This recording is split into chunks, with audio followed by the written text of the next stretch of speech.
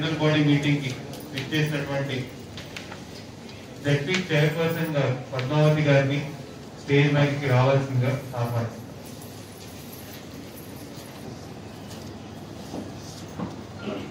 Welcome to Collector sir as well. We will start with discussion. Discussions అనేవి మనం మొదలు పెడతాము. As and when honorable members join అయినప్పుడు వాళ్ళు కూడా డిస్కషన్ లో పార్టిసిపేట్ చేస్తారు. సో డిస్కస్ చేసేది మిషన్ భగీరథ మీద ఉంది. బోత్ గ్రిడ్ ఇంట్రా రెండు ఉన్నాయి కాబట్టి first I request the concern ఈ ఎవరైతే ఉండొచ్చి డిపార్ట్మెంటల్ యాక్టివిటీస్ ఏవైతే ఉన్నాయో వాటి గురించి చెప్పవలసిందిగా కోరుతున్నాను. రివ్యూయింగ్ డిపార్ట్మెంటల్ యాక్టివిటీస్ అది స్టార్ట్ చేసే ముందు మన రాష్ట్రపతి గారి కోసం 2 నిమిషాలు మనం మౌనం పాటించడానికి సంతాప సభ కింద మనం అందరం నిల్చోవాల్సిందిగా నేను కోరుతున్నాను.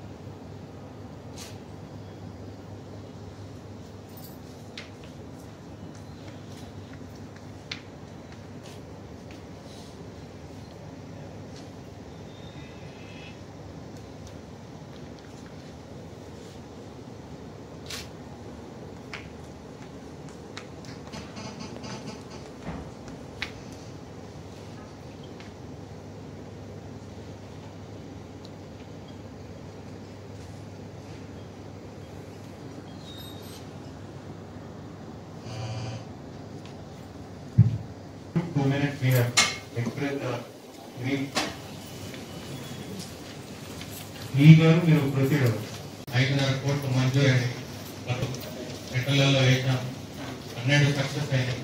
అలాగే సోలార్ గ్రిడ్ లైన్ లేదు, పెట్టలు రిజర్వ్ పంప్ సెట్ల ద్వారా 5HP సోలార్ బిగించి 10 పంప్ సెట్ ద్వారా బిగించడం, పైప్ లైన్ బిగించడం గాను ఫారెస్ట్ డిపార్ట్మెంట్ పర్మిషన్ గాను 3 పెట్టలతో సోలాపూర్ పెట్ట మెడికల్ కూడా పూర్తి చేశాం.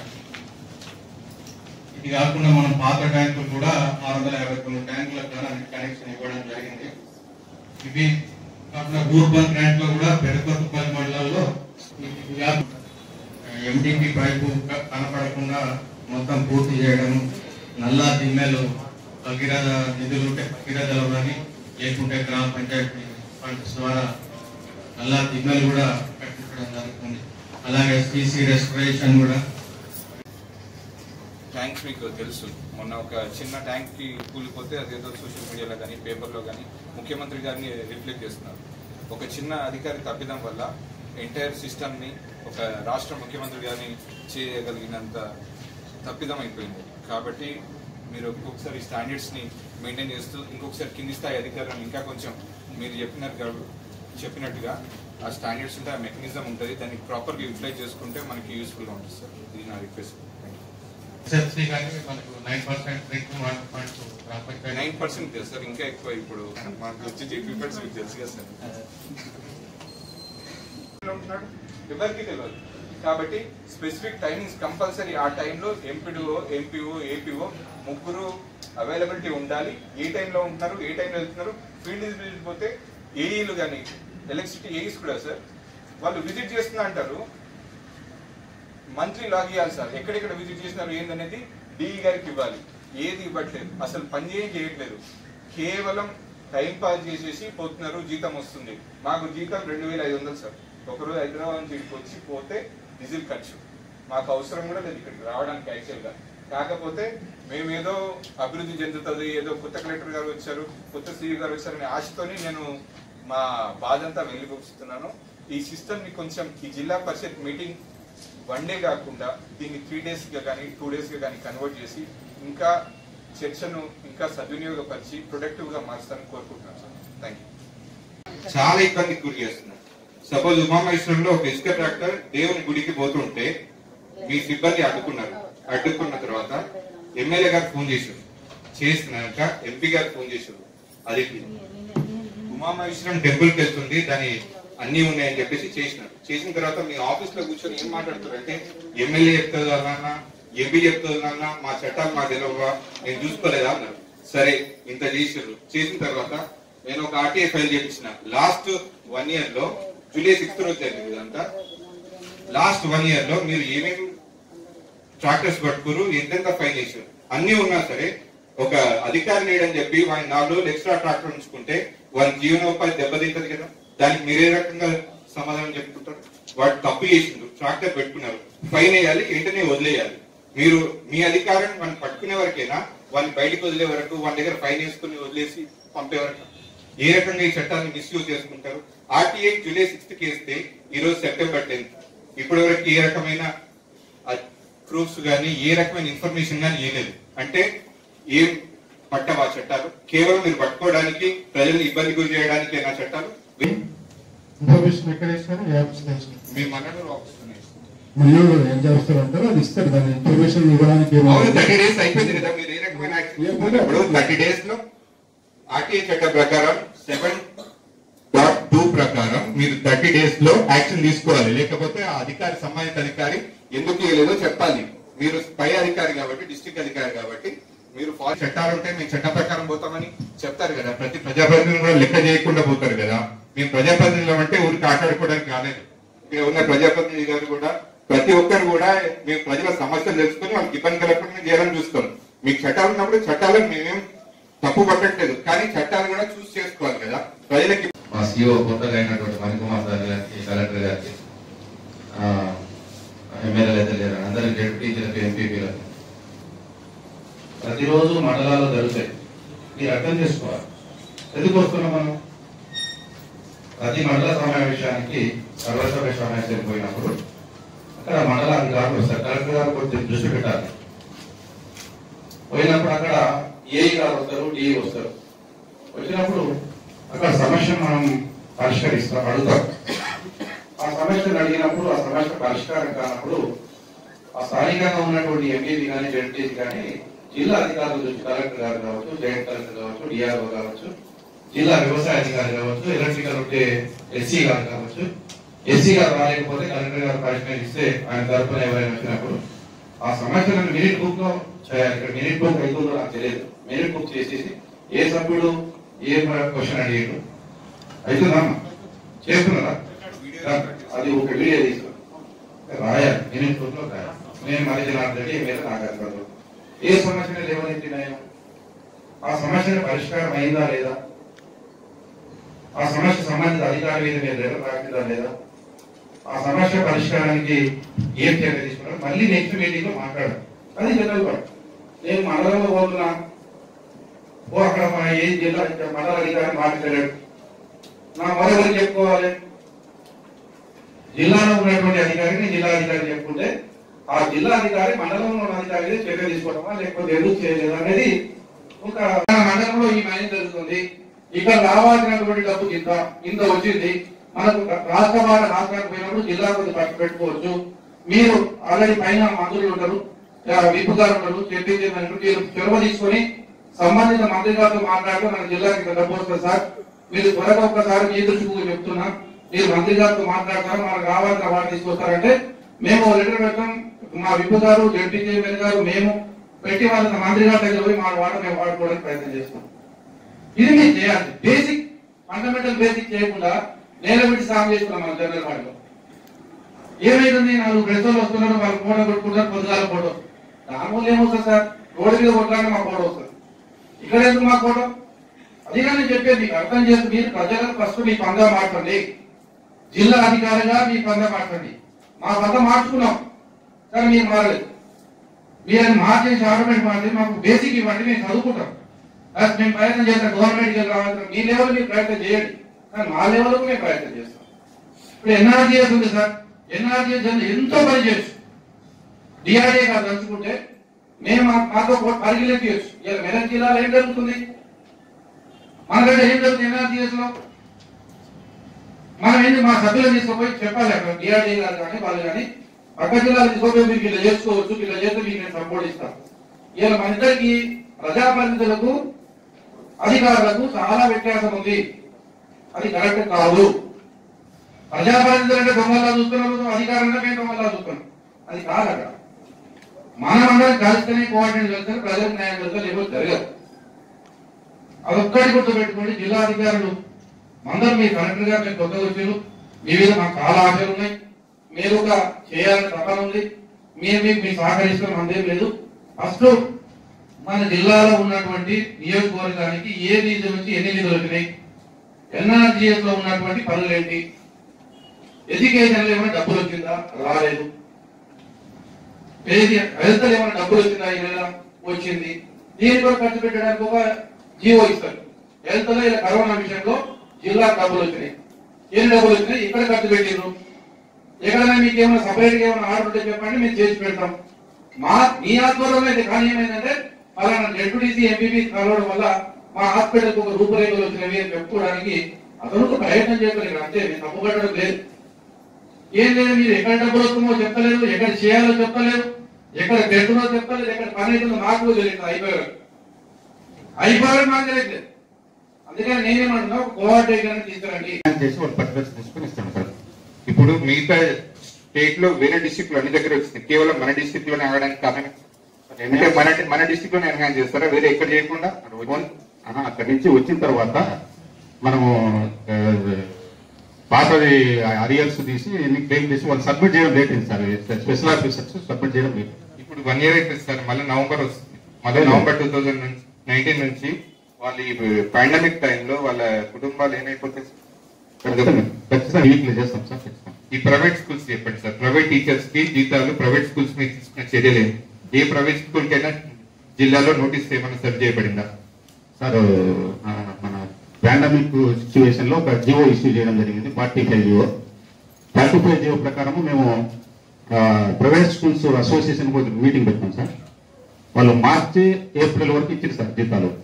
వాళ్ళు మళ్ళీ చెప్పడం ఏంటంటే మాకు కూడా స్కూల్స్ బంద్ అయినాయి కాబట్టి పిల్లల నుంచి ఫీజులు వసూలు లేదు కాబట్టి మాకు కూడా ఇబ్బంది ఉన్నాయని వాళ్ళు చెప్పడం జరిగింది సార్. అయితే కొంతవరకన్నా వాళ్ళకు ఈ జీవన వృత్తి పొందా కొంత ప్రతి టీచర్ కు ప్రైవేట్ టీచర్ కి ఇవ్వమని కూడా చెప్పినాం సార్.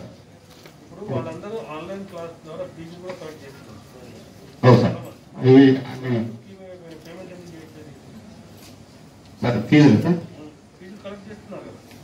లేదు సార్, వాళ్ళు ఈ ఫీజులు మాకు లక్షల్లో చేస్తున్నారు సార్, లక్షల్లో వసూలు చేస్తున్నారు. పిల్లలకు ఆన్లైన్ క్లాసెస్ అని వాళ్ళ జీతాలు ఇవ్వకపోతే వాళ్ళందరి పరిస్థితి, కొంతమంది కూలీగా మారుతున్నారు.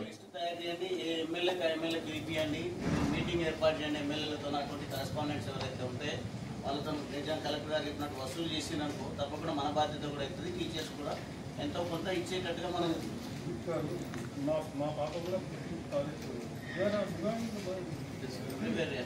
అందరు కూడా పిల్లలు అడుగుతున్నారు. ఈ కార్పొరేట్ స్కూల్స్ ఆన్లైన్ జరుపుతారు సార్, మన దగ్గర ఉన్న నార్మల్ స్కూల్స్ జరపడం లేదు ఆన్లైన్ క్లాసెస్. వాళ్ళు కూడా టీవీ దగ్గర చూస్తాం.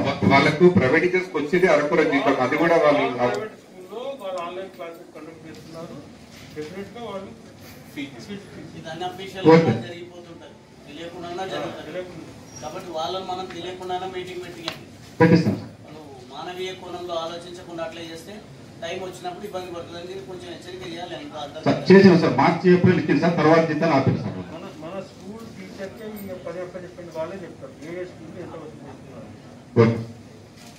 ఎప్పటివరకు చెప్తారు సార్ ప్రైవేట్ స్కూల్ టీచర్ల జీతాల గురించి నిర్ణయం? ఎప్పటివరకు చెప్తారు, లేదంటే నోటీసులు ఎప్పుడు సర్వ్ చేస్తారు?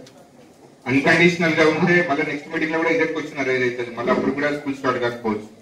సరే సార్, సోమవారం మీటింగ్ పెట్టుకుంటాం సార్. ఇంకోటి వాష్రూమ్ ఎమ్మెల్యే స్కూల్ 28 వరకు మీటింగ్ అసెంబ్లీ సెషన్. ఓకే. దాని తర్వాత ప్రతి ఎమ్మెల్యేతో వాళ్ళతో ఒక డేట్ తీసుకోండి అనేది అన్ని చూసాం. అవన్నీ చేసి ఈరోజు ముఖ్యమంత్రి గారు మంచి నిర్ణయం తీసుకొని రూపకల్పన చేసి దీనికి అన్నింటి కొట్టే నిర్ణయం, ఎన్ని డబ్బులు ఖర్చైనా సరే, 10,000 కోట్లు ఖర్చైనా సరే దీన్ని సర్వే చేపిస్తాం. ఇది ప్రైవేట్ సర్వేలు పెట్టి దీన్ని సర్వే చేపించి ప్రజలకు శాశ్వతమైనటువంటి పరిష్కారం ఇచ్చి రాబోయే రోజులు దీన్ని శ్రీకారం చుట్టినాం అని రాబోయే రోజుల్లో ఈ టోటల్ కన్క్లూడింగ్ టైటిల్ ఇస్తాం. ఒకవేళ టైటిల్ లో డిస్ప్యూట్ వస్తే దాన్ని పూర్తిగా ప్రభుత్వమే బాధ్యత వహించే వరకు తీసుకుపోతాం కొన్ని రోజులు అని చెప్పి ముఖ్యమంత్రి గారు నేను అసెంబ్లీలో చెప్పడం రైతుకు భరోసా ఇచ్చినట్లయితే, ఇలా రైతుకి ఏ విధంగా అయితే గ్రీన్ కార్డు ఇస్తూ ఏది గ్రీన్ కలర్ కార్డు ఇస్తున్నామో రేపు నాకా అగ్రికల్చర్ ల్యాండ్స్ కానీ కూడా మెరూన్ కలర్ లో ఉన్నటువంటి పాస్బుక్లు ఇస్తామని చెప్పారు. ఎందుకంటే మనం ఉన్నటువంటి నిన్ననే ముఖ్యమంత్రి గారు చెప్పారు, గతంలో ఉన్నటువంటి ఒక బీఆర్ఓ ఆ విఆర్ఓ భూమిని ఇంకో విఆర్ఓ వేలకు రాని అంటే ఆ భద్రత లేదు. ఎంత ఘోరమంటే ఒక విఆర్ఓ ఉండి ఆ ఊర్లో ఉంటే ఆయన ట్రాన్స్ఫర్ అయ్యి వేరే దగ్గర పోతే అక్కడ కొత్తగా వచ్చినటువంటి విఆర్ఓ ఆ విఆర్ఓ భూమిని ఇంకోటి రాని. ఇలాంటి కాకుండా ఎవరికి అధికారాలు లేకుండా ఆన్లైన్ లో చేసి దాన్ని భద్రపరిచి ఒక దగ్గరే కాకుండా హైదరాబాద్ సెక్రటరీలో భద్రపరుచుకుంటూ ఇంకెక్కడైనా సేఫ్ ప్లేస్ అక్కడ భద్రపరుస్తాం. ఎవరికి ఇబ్బంది లేకుండా పూర్తిగా ఇప్పుడే చేద్దామని కాకుండా పూర్తిగా దాన్ని ఆ భూపక్షాలను ప్రభుత్వమే కన్క్లూడింగ్ టైటిల్ మొత్తం ప్రభుత్వమే బాధ్యత తీసుకున్న విధంగా ఆలోచన నిర్ణయం తీసుకున్నారు. కాబట్టి ఈ అందరి తరఫున ముఖ్యమంత్రి గారికి రైతుల పక్షాన, తెలంగాణ రైతుల పక్షాన, మన నాగరికర్నూలు జిల్లా రైతుల పక్షాన, ప్రజాప్రతినిధుల పక్షాన, అధికారుల పక్షాన ముఖ్యమంత్రి గారికి హృదయపూర్వకంగా ధన్యవాదాలు చెప్పుకుంటూ మన ఎంపీ గారు చేసినటువంటి ప్రతిపాదనను సంపూర్ణంగా నేను బలపరుస్తున్నాను. Thank you. చాలా విషయాలపైన ఎజెండాలపైన బాగా చర్చించారు. కానీ మళ్ళీ మొదటికే వచ్చినాం మనం. గత తీర్మానాలను చెప్పిందా ఇప్పటికైనా మారాలి మనం. అంటే ఇప్పుడు ఇద్దరు మేము లండన్ లాభం లేదు. కొత్త కలెక్టర్, కొత్త ఏసీ గారు వచ్చింది. ఆమె సీఎం పోయింది, బదిలీ అది మన రిటైర్మెంట్ అయింది. ఇప్పుడు పోయినసారి వచ్చిన తీర్మానాల పైన ఏమైనా ఉంటే మనం ఇందులో ఫస్ట్ ఎయిడ్ అంటే అదే పెట్టాలి. కలెక్టర్ గారు మీకు తెలుసు, ఏసీ గారు మీదంతా సర్వీస్ ఉండేది. బాగా మీరు స్టడీ చేసుకుని డిపార్ట్మెంట్ ఫస్ట్ మనం చేసిన తీర్మానాలు ఏమున్నాయనేది పోయినసారి కొంత మనం రివ్యూ చేసుకోవాలి. ఒకటి రెండు అది లేదా పద్ధతి మరి లేనప్పుడు ఇప్పుడు అసెంబ్లీలో కానీ పార్లమెంట్ లో కానీ చర్చించనివి నెక్స్ట్ డేనే తర్వాత ఒకసారి మనకు కాపీలో పంపుతారు సరైనటువంటి సంబంధించినటువంటి సభ్యులకు వచ్చే దీంట్లో మీరు తప్పరాజనమా మీ మోడల్ అని చెప్పి వస్తే అప్పుడు మనం కరెక్షన్స్ ఇస్తాం. మరి సభ్యులందరూ అడిగినటువంటిది మీరు ఇందులో కొంత చేయాలి. కాబట్టి ఆ విధంగా చేయండి. తర్వాత ఇంకోటి పీడీడీఆర్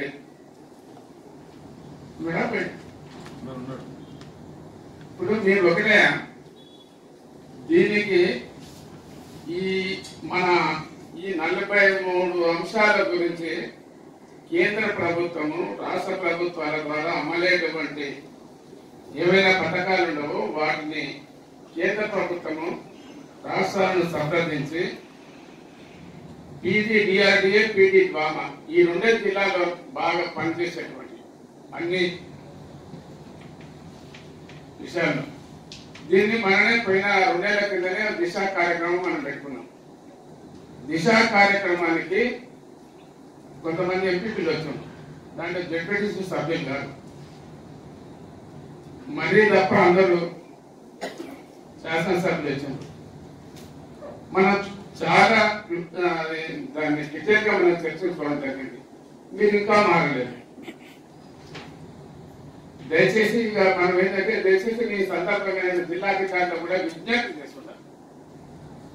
నేను కూడా గతంలో 16 ఏళ్ళు ఒక అధికారిగా పనిచేసామని. మీకు ఒకవేళ ఈ జిల్లాలో పనిచేయడానికి ఇష్టం లేకపోతే మీరు స్వచ్ఛందంగా బదిలీ చేసుకుపోవచ్చు.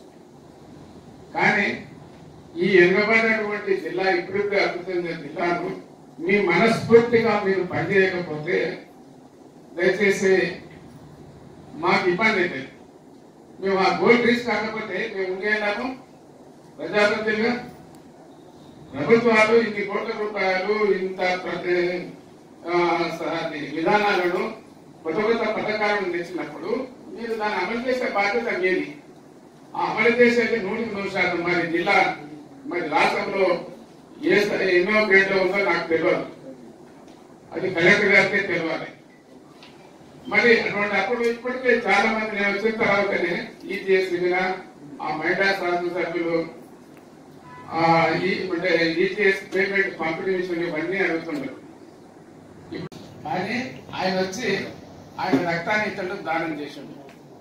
కాబట్టి కలెక్టర్ గారు మీరున్నంత కాలం మీరు ఇదే విధంగా ఈ స్ఫూర్తితోనే జిల్లా ప్రజలకు సేవ చేయాలని చెప్పి అధికారులను క్రమశిక్షణతో నడిపించి వారికి నాయకత్వం వహించి జిల్లాను ప్రగతి పథంలో నడిపించడానికి యంత్రాంగానికి సారథిగా నీవు జిల్లా కలెక్టర్ పాలనాధికారిగా నీకు బాధ్యత ఉంది కాబట్టి ఆ విధంగా చేయాలని చెప్పి సందర్భంగా మనం చూస్తున్నాం.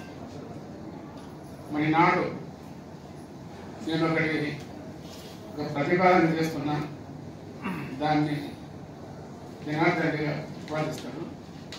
ఏం లేదు, మీ అందరూ తెలుసు, మన గ్రామీణ ప్రాంతం వ్యవసాయమే మన యొక్క ప్రధానమైనటువంటి వృత్తి.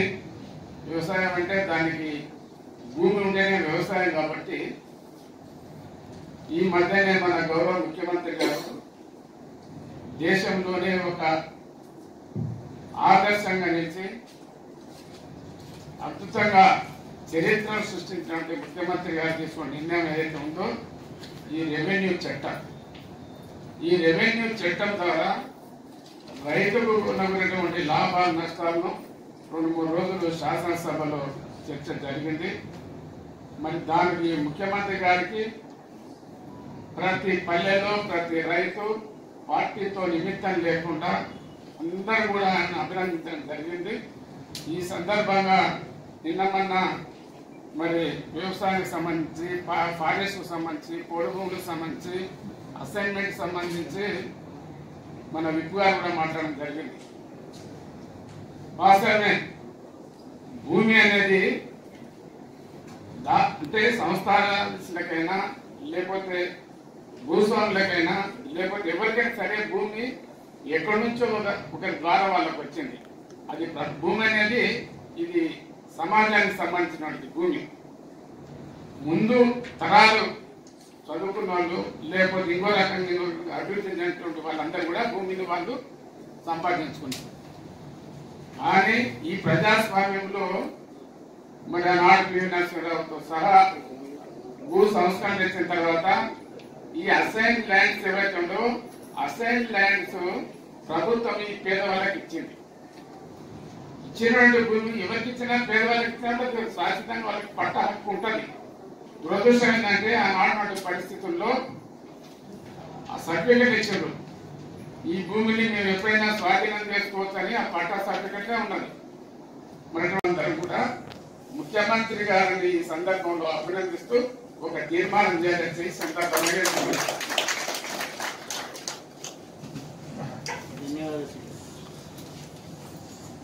ఎంపీ గారు ఏదైతే ప్రతిపాదన చేసిందో మనమందరం దాన్ని సంపూర్ణంగా మనస్ఫూర్తిగా బలపరుచుకున్నది అని సభ్యులు ఏకదాటి పైన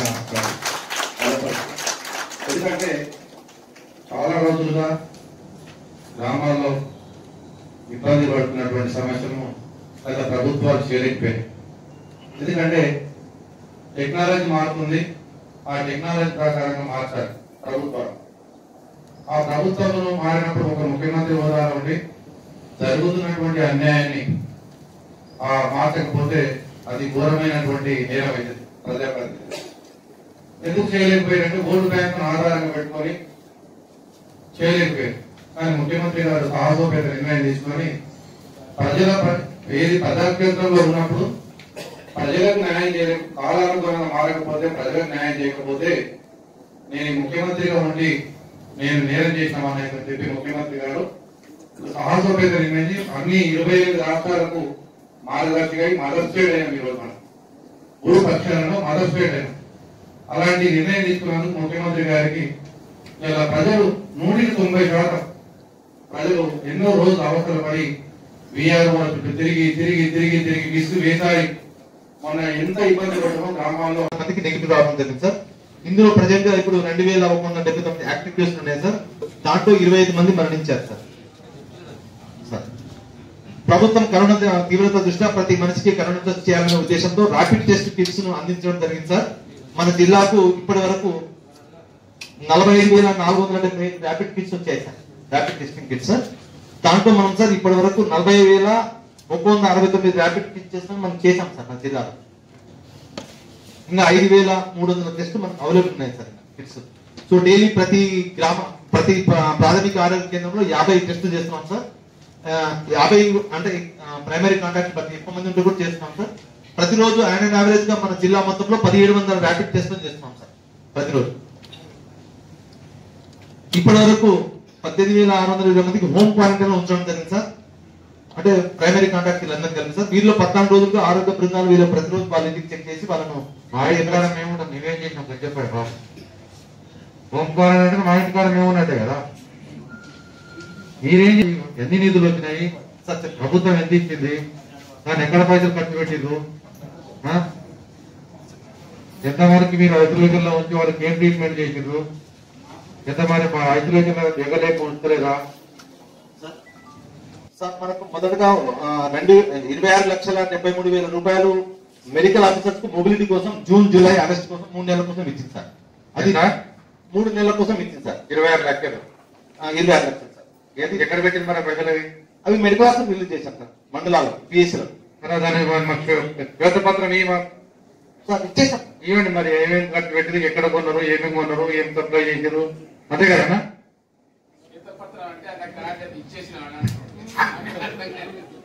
చేసిన కాదు మనం బడ్జెట్ రిలీజ్ చేశాం సార్. అది కలెక్టర్ ద్వారానే ఉంటుంది సార్. Thanks sir. మీరు ఎక్కడ పంపించిన మీరు తప్పు చేసినట్లేము సార్. సభ కోటి ఇస్తే సార్ మరి 26 లక్షలు వచ్చినాయి, దానికి ఏ గైడ్ లైన్స్ లో మీకు రిలీజ్ చేయమని చెప్పారు. మరి 26 లక్షలు ఖర్చు పెట్టిందా లేదా? మళ్ళీ ఖర్చు పెట్టకపోతే మళ్ళీ ఖర్చు పెట్టి మళ్ళీ వస్తాయి కదా. అందుకని లేదు సార్, ఇది 3 నెలల కోసం 3 నెలల కోసం ఇచ్చేది. ఇంకేం వచ్చినాయి? అది కాకుండా 10 లక్షల రూపాయలు వచ్చినాయి సార్. అదేంటి దీని కూడా ఫండ్ సార్. ఇది మనం క్వారంటైన్ సెంటర్స్ మెయింటైన్ చేయడం కోసం సార్. క్వారంటైన్ సెంటర్స్ మనం గవర్నమెంట్ క్వారంటైన్ అనుకున్నాం కదా సార్. ఇప్పుడు ఉయ్యాలవాడ ఒకటి, తాడూరు ఒకటి, అచ్చిపేట ఒకటి, తర్వాత కల్లకుర్తి ఒకటి, కొల్లాపూర్ ఒకటి సార్. ఓకే. దానికి కానీ 10 లక్షలు కానీ 5 లక్షల రూపాయలు అచ్చిపేట రిలీజ్ చేయడం జరిగింది సార్. దేనికి ప్రభుత్వం రిలీజ్ చేసింది నెంబర్ 1.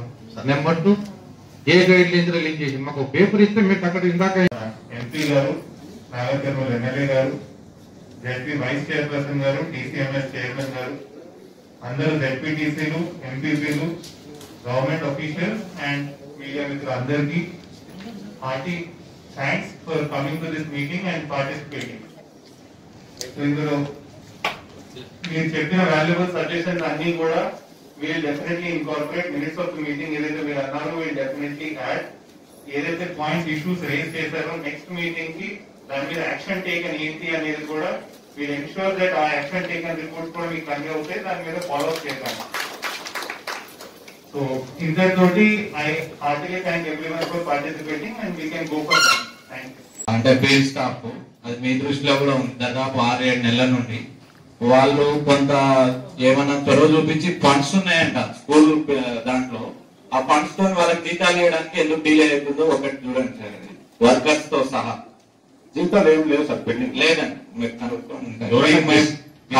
కాల్ చేసినా కూడా మీరు మెసేజ్ పెట్టినా కూడా రిప్లై చేయలేదు. ఆ రోజు కండ్లకుంట గ్రామానికి ఒక వాలంటీర్ని పంపించండి సార్. టీచర్స్ అంతా స్కూల్లోనే ఉంటున్నారు.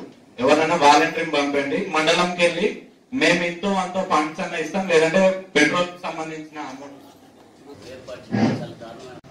ఇప్పుడు ఫారెస్ట్ మాట్లాడేది. ఇప్పుడు మా మండలంలో 10 గ్రామ పంచాయతీలు సార్. 10 గ్రామ పంచాయతీలకు గాను వంకేశ్వరం, పదర, జ్యోతినాయక్ అంట ఈ 3 గ్రామ పంచాయతీలకి మాత్రమే నెట్వర్క్ సదుపాయం ఉంది. ఏ ఫోన్ మాట్లాడినా మాట్లాడగలరు. మిగతా 7 గ్రామ పంచాయతీలకు ఏ రాత్రి ఏమైనా ఎక్కడేం ఇబ్బందులు జరిగినా వాళ్ళు ఏదో చెట్టు మీదనో గుట్ట మీదనో ఇంకెక్కడో ఎక్కి ఫోన్ మాట్లాడాలి సార్. మీకు ఇచ్చిన నేను ఇప్పుడు ఆన్లైన్ క్లాసులు నడుస్తున్నాయి సార్. ఇప్పుడు మీకు ఇచ్చిన ఫోటోస్ బ్యాంకులు ఎక్కి ఎర్రటి ఎండల పిల్లలు ఇంటి మీద ఎక్కడెక్కడెక్కడో వెళ్ళి మాట్లాడుతున్నారు సార్. ప్రభుత్వం ఎంతో ప్రతిష్టాత్మకంగా తీసుకున్న మిషన్ భగీరథ పనులకు ఫారెస్ట్ వాళ్ళకు అనుమతులు ఇచ్చింది సార్. అంటే పైప్ లైన్ తీసుకోవడానికి. సెల్ నెట్వర్క్ వల్ల మీరు కూడా అదే ఫారెస్ట్ లో ఉంటున్నారు. మీ స్టాఫ్, ఫీల్డ్ స్టాఫ్ కూడా ఏదో పని మీద పోతా ఉంటారు. మీకు ఇవ్వాల్సిన సమాచారం కూడా ఇవ్వాలి అంటే నెట్వర్క్ సదుపాయం కావాలి సార్. మరి అట్లాంటప్పుడు మిషన్ భగీరథకి ఇచ్చి ఈ నెట్వర్క్ ఇవ్వకపోవడానికి, నెట్వర్క్ వైర్లకు పర్మిషన్ ఇవ్వకపోవడానికి కారణం ఏంటి సార్? ఏం నెట్వర్క్? ఏ నెట్వర్క్ అయినా సార్ అప్లై చేసుకుంటారు. హెడ్ ఆఫీస్ నుంచి లేదు సార్. ఉన్నదాన్ని వాళ్ళు కనెక్షన్ ఇవ్వలేకపోతున్నారు. ఇప్పుడు పిల్లలు ఆన్లైన్ క్లాసెస్ జరుగుతున్నాయి. వాళ్ళు మిద్దెలకి ఊరు బయటికి పోయి ఎక్కడెక్కడో అడవిలో నిలబడి ఏనో టవర్ వస్తే ఇప్పుడు మీకు ఇచ్చినాను సార్. ఎమ్మెల్యే గారికి, కలెక్టర్ గారికి ఇచ్చిన ఫోటోస్ మీకు కూడా ఇచ్చినాను.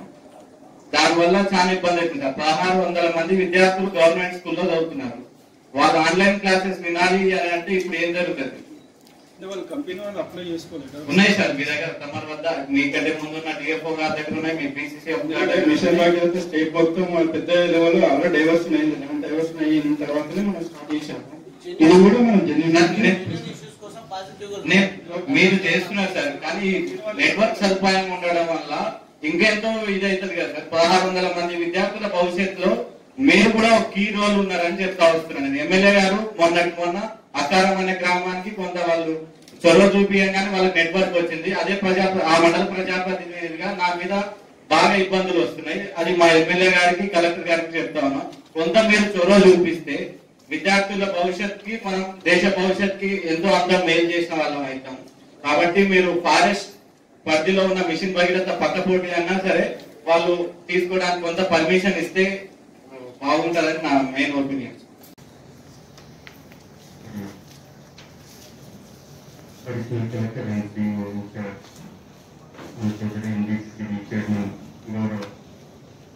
రెడ్డి గారు మరియు జిల్లా పరిషత్ వైస్ చైర్మన్ గౌరవ సింగ్ గారు, జనరల్ మీటింగ్ వచ్చిన డిప్యూటీ చీఫ్ సభ్యులు మరియు ఎంపీపీ మరియు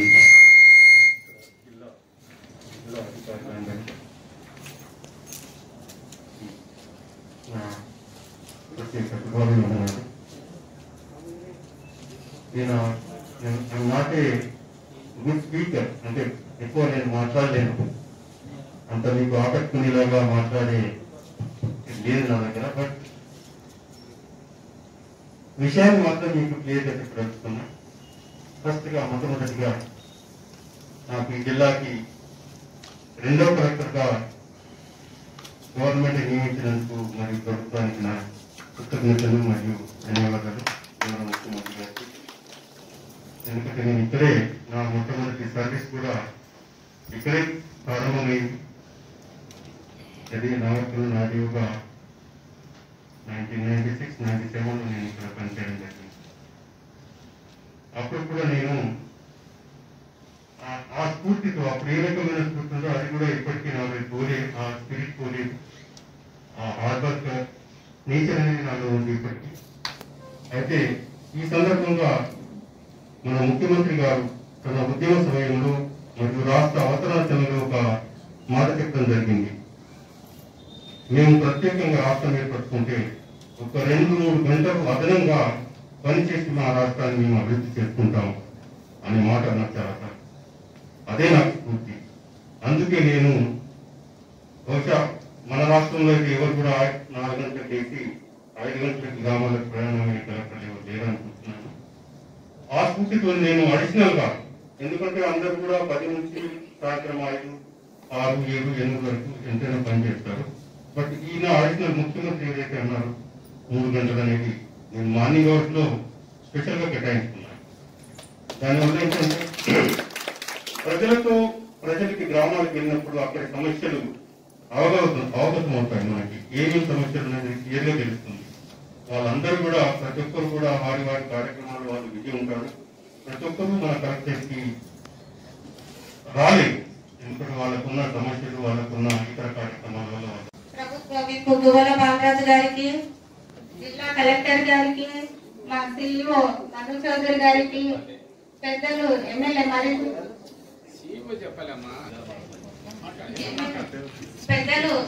మరి జనార్దన్ రెడ్డి గారికి, గౌరవ ఎంపీ రాములు గారికి, వైస్ చైర్మన్ బాలాసింగ్ గారికి, ఇక్కడికి విచ్చేసిన జెడ్పీటీసీలకు, ఎంపీపీలకు, జిల్లా అధికారులకు అందరికీ నా హృదయపూర్వక నమస్కారాలు. మనము గౌరవ ముఖ్యమంత్రి గారు ఈరోజు రెవెన్యూ చట్టం మీద తీసుకురావడం సార్కి నేను కృతజ్ఞతలు తెలియజేస్తున్నాను. నేను ఇంతటితో నాకు ఈ అవకాశం ఇచ్చిన పెద్దలందరికీ ధన్యవాదాలు. కానీ అక్కడ వాళ్ళ మొక్కలు ఇక్కడ వీళ్ళ మొక్కలు కనపడతారు. నాకున్న సమాచారం ప్రకారం నేను కొత్తగా కాంగ్రెస్ ఆ కొన్ని తెలుసు తెలియకపోవచ్చు. మా ఊళ్ళో ఎంపీటీసీ వాళ్ళకి కూడా తెలుసు, కొన్ని తెలియదు. నా ఉద్దేశం ఏంటంటే, ఫర్ ఎగ్జాంపుల్ గా మైనింగ్ ఉంది. ఫర్ ఎగ్జాంపుల్ మైనింగ్ అని వచ్చినప్పుడు ఏదో గతంలో ఏం చేసినాం ఆయన ఘన చరిత్ర విధి గురించి అంటే దయచేసి అనుకున్నాను. ఆయన ఘన చరిత్ర చదువుకోవడం కాదు నాకు కావాల్సింది. ఆయన ఘన చరిత్రతో నాకు అవసరం లేదు. జిల్లాలో ఉన్న తెలంగాణ రాష్ట్రంలో ఉన్నటువంటి మన జిల్లాలో ఇంత మైనింగ్ వర్క్ నడుస్తుంది, ఇంత డబ్బులు వచ్చినాయి, ఇంత డబ్బులు పెండింగ్ ఉన్నాయి, ఈ డబ్బులు ఇక్కడ మన దగ్గర రిజర్వ్ ఉంది, ఈ డబ్బులు దేని కొరకు వాడవచ్చు, ఏ పని కొరకు వాడవచ్చు అని మీరు చెప్పాలి. అప్పుడు నేను కలెక్టర్ గారి దగ్గర పోయి సార్ మీ దగ్గర ఇంత ఫండ్ ఉంది కదా, మరి మా సైడ్కి వచ్చిన మా జిల్లాకు 4 నియోజకవర్గాలు ఉన్నాయి, అచ్చంపేట కావచ్చు, నాగర్కర్నూలు కావచ్చు, కొల్లాపూర్ కావచ్చు, దానికి ఇంత పర్సెంటేజ్ దీన్ని మీరు వాడుకోవాలన్నప్పుడు అది దేని కొరకు వాడుకోవచ్చు మీరు మాకు చెప్పాలి. ఎందుకంటే కొత్తగా మేము మాకు తెలియదు. కానీ మీ జిల్లాధికారులు మీకు 30-40 వేలు అనుభవం ఉండదు. మీరేదో వచ్చినా మీరేదో చదివి 4 అక్షరాలు చదివి వెళ్ళిపోయామంటే మేము ఇది వెళ్ళిపోతే మేము ఎందుకు సార్ రావాలి? ఇలా నాకు 2,000-3,000 రూపాయలు కట్టలేదు జనరల్ వాడి కానీ నాకు సమస్య పరిష్కారం కావాలి. నా నియోజకవర్గానికి ఏం జరగాలి? గడి జనరల్ వాడి దేని వరకు జనరల్ వాడి పెడతాం మనం? మీరు ప్రిపేర్ అవ్వాలి. సార్ కొత్తగా ఈ స్కీమ్ వచ్చినాయి కలెక్టర్ గారికి చెప్పి ఈ కొత్త స్కీమ్ వచ్చింది, సభ్యులు ఎవరైనా ఇంట్రెస్ట్ ఉంటే ఈ స్కీమ్ మీద మీరు ఏమైనా పని చేయదలుచుకుంటే ఇంత డబ్బు ఉంది, ఎన్ఆర్జీతో ఈ స్కీమ్స్ ఉన్నాయి, మీరు స్కీమ్ వాడుకోండి, మేము మీకు సహకరిస్తాం. ఈ డిపార్ట్మెంట్ లో ఇంత డబ్బు ఉంది, ఈ డిపార్ట్మెంట్ లో ఈ పని చేసుకోవచ్చు. కొత్తగా ప్రభుత్వం ఇది ఇచ్చింది, హెల్త్ డిపార్ట్మెంట్ ఉంది, ఈయన కరోనా గురించి డబ్బు ఏమైనా ఇచ్చిందా, ఇస్తే డబ్బులు ఎక్కడ ఖర్చు పెడుతున్నారు మీరు చదవలేండి. లోపల పెట్టుకుంటే పైసలు ఎక్కడ పోతున్నాయి, ఏమవుతుంది, ఎక్కడ ఖర్చు పెడతారు, ఆలోచన ఉండాలి కదా. నాకు తెలిసి నేను ప్రతిపక్ష సభ్యులు మాట్లాడుతున్నాను. మీ పని వరకు మీరు చేసే పని వరకు ఒకటి క్లారిటీ ఇవ్వండి. మన హెల్త్ డిపార్ట్మెంట్ ఏమీ డిపార్ట్మెంట్ మరి ఇప్పుడు గవర్నమెంట్ ఏమి ఇచ్చింది, ఈ సంవత్సరం ఈ పని చేసుకోవచ్చు, ఇది నిర్దేశించినాము, ఈ పనికి నిర్దేశం అయింది, మీరు ఇది పని చేసుకోవచ్చు, ఈ సంబంధిత అధికారం నేను, నా ఫోన్ నెంబర్ ఇది, మీరు ఏమైనా ఉంటే పలానా టైం నేను అవైలబుల్ ఉంటాను, మీరు రమ్మంటే నేను వస్తాను, మీరు రండి, దీనికి అప్లై చేయండి, నేను హెడ్ ఆఫీస్ పంపించి మీకు ఈ పని చేపిస్తానని చెప్పాలి. ఇది పబ్లిక్ ఏది కొత్తగానే సబ్జెక్ట్ ఏమైతే నేను జడ్పీటీసీ అయినా ఎంపీ అయినా నా ఫిర్యాదు ఇది జరిగింది, పలానా కలెక్టర్ గారు ఉన్నప్పుడు, పలానా జాయింట్ కలెక్టర్ ఉన్నప్పుడు, పలానా జడ్పీ చైర్మన్ ఉన్నప్పుడు ఈ పని జరిగిందని ప్రజలు గుర్తుపెట్టుకోవాలి. 5 ఏళ్ళు 2 ఏళ్ళు